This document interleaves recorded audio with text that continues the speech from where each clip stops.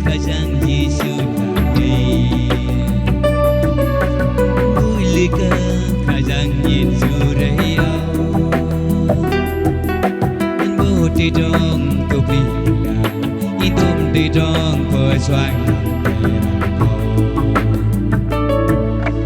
Muli ke kerajaan Yesus Muli ke kerajaan Yesus raya Dong terbila Indom di dong persuan Ôi bre nó sẽ can tia chur Ôi bre chur sẽ tơ lang bân Rồi về Giêsu Christ mình đừng cứ Giêsu Christ linh lang lưu bân cuộc lại làm đời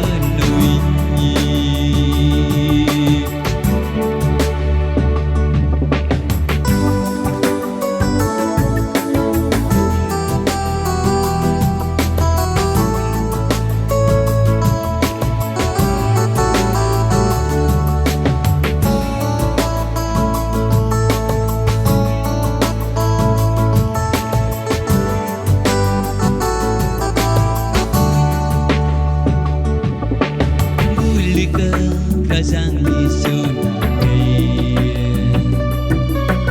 Muli ke kerajaan Yesus raya Inbo di dong tu bila Indom di dong pusuan Muli ke kerajaan Yesus Muli ke kerajaan Yesus raya Bố đi đong tu bila Indom di dong persuan Ôi bre nó sẽ can Yesus Ôi bre Chúa sẽ thơ lang bân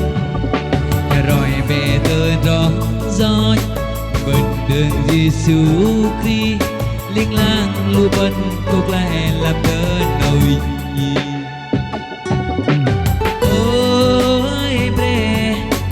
nó sẽ can Yesus Ôi bre Chúa sẽ thơ lang bân Rồi về từ đó gió bên đường Giêsu Christ